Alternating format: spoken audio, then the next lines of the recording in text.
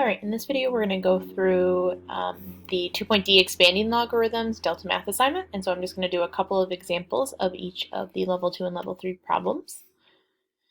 Alright, let's talk about this guy. So expand the logarithm fully using properties of logs. Your answer will have log of x, log of y, and log of z in it, I'm assuming.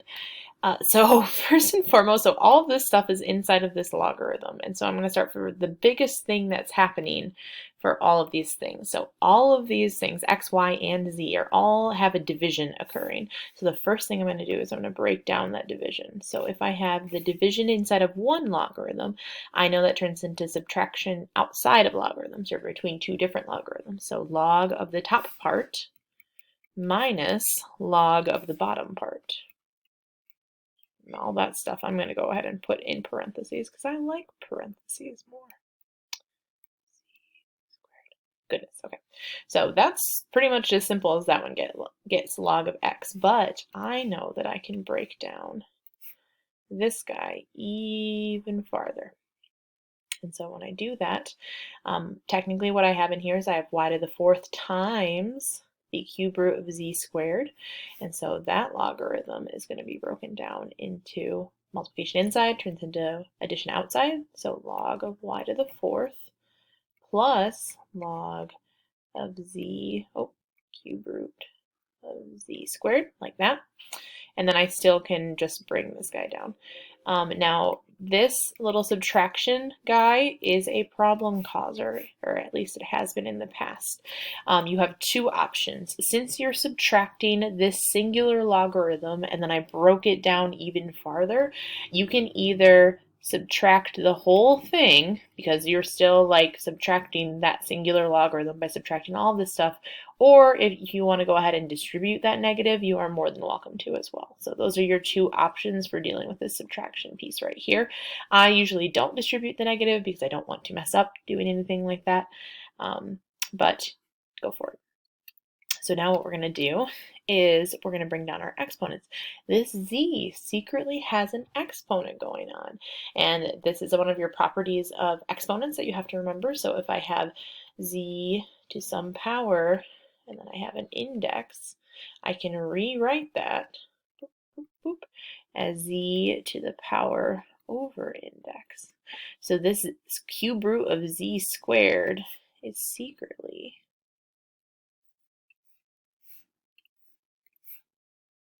z to the 2/3 power.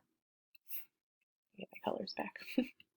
All right, and so then now what I can do is inside of this stuff, my exponents can come down in front of their logarithms as constants. So in the very end, I'll have log of x minus 4 log of y plus 2/3 log of z. All right, let's see if it will like us. It will accept our answer. Y plus 2/3 log z. At z. Voila. So like I said, they went ahead and distributed the negative. You notice that I did not have to, and I still got it right. So it's up to you whether you want to do that or not. All right, let's do another one of those. Whoa. Excited to see what level 4 is. This is only level 3. All right, so in this logarithm, I got a lot of stuff going on, but the biggest thing that's occurring between all of my variables is I have this big division symbol that's occurring with all of them. So I'm going to do division inside of a logarithm turns into subtraction outside of my logarithm. So log of the top stuff minus log of my bottom stuff. And my log of my bottom stuff, log of z, is pretty much good. This is just the part that I'm going to have to keep breaking down farther. All right, so when I do that, technically I have x squared times the square root of y to the 5th. So I have log of x squared, and I can turn multiplication inside of my logarithm into addition between two separate logarithms, or addition outside of my logarithms. And then I still have just this minus log of z. I don't have to worry about this subtraction symbol here because it's only applying to one thing, so I don't have to worry about distributing it or anything like that. It's just minus log z. All right, and last thing I want to worry about, I can't break up my logarithms anymore because I don't have any more division or multiplication inside of my logarithms, but I do have some exponents I can deal with. So this exponent's easy, right? Bringing down that 2 to the front. We have to rewrite this one another way. Again, it's if I have y to my power and I have an index of my root, I can rewrite this. The secret index of this root, if there's nothing written there, is a square. So there's like a secret 2 that's hanging out there. And so now when I go to rewrite this before I bring down that exponent, I will have y to the 5 halves because my power was 5 and then it was a secret square root, right? So then now I can go ahead and I can bring down that exponent in the front as well.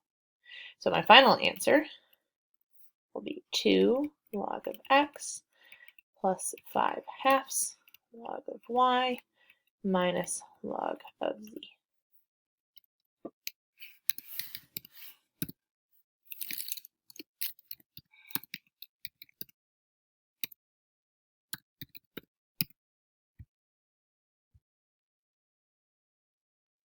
Awesome. Okay, let's go try some level 3 problems, excuse me. We were just on level 2. Oh, find the numerical value of the log expression. So this is when we're actually going to calculate what's going on with this thing. All right, so I'm going to make sure to plug in everything. I'm guessing parentheses is going to be real important here because you're going to have a bunch of negatives and such. All right, so let's do this. Okay, so it's not just a equals negative 10. Like I can't just immediately go in and plug in these things into here. I'm going to have to split up and expand my logarithm first, and then once I get something that's like log of a, I can replace it with a negative 10. You'll see what I mean.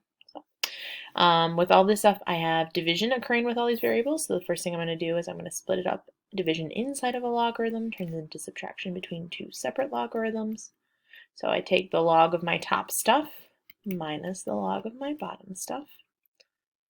All right, and then I can break down this logarithm even farther. So it's got multiplication going on inside the logarithm, so I'll turn it into addition between two separate logarithms. So log of b to the 8th plus log of c to the 3rd minus log of a squared. And again, the subtraction is only applying to this piece, so I don't need to worry about distributing it or anything like that. All of my logarithms have an exponent inside of them, so I'm going to go ahead and bring those exponents down to the front. So I have 8 times log of b plus 3 times log of c minus 2 times log of a. And then this is where we have simplified enough that I can now replace these logarithms with their numbers. So like log of b, it tells me is the same thing as negative 2. So this is going to turn into 8 times a negative 2. I'll use parentheses. Plus 3, and then log of c, it tells me is negative 1. So 3 times negative 1 minus 2, and then log of a turns into negative 10. So then just making sure we're doing that calculation correct. So we got negative 16 minus 3 plus 20. So that's negative 19 plus 20. Is it satisfactory that we get the number 1 at the end of all of that? Probably not for you guys, but it happens a lot in my calc class, so I'm used to it. Awesome. So they did exactly the same thing. Cool. All right, let's try one more of those. I like those ones. Those ones are fun. Yes, I am a nerd. It's fine. All right, let's do it with this one now. So a similar setup is what it looks like. I have, wow, no, erase all that again. I have a logarithm of a bunch of stuff, but the biggest thing that's happening with all the variables in here is division. So I'm going to take division inside of my logarithm, turns into subtraction outside my logarithm. So I have log of the top stuff minus log of the bottom stuff. I can break down this logarithm even farther because I still have multiplication happening inside there. So multiplication inside of one logarithm turns into addition between two separate logarithms. Log of a to the 7th plus log of b to the 6th minus log of c squared. And then each of those logarithms, I can't break them down any farther because there's no more addition or subtraction happening, but they all have an exponent inside of them. So I'm going to bring my exponent down in front of each of those. 7 times log of a plus 6 times log of b minus 2 times log of c. And then now each of these logarithms has an actual value that they gave us. So 7 times log of a, which is -3, plus 6 times log of b is -9, minus 2 times log of c is 3. So -21 plus a -54 minus 6. Oh, that's a lot of subtraction. So let's do -21 and then a -60. So -81 total.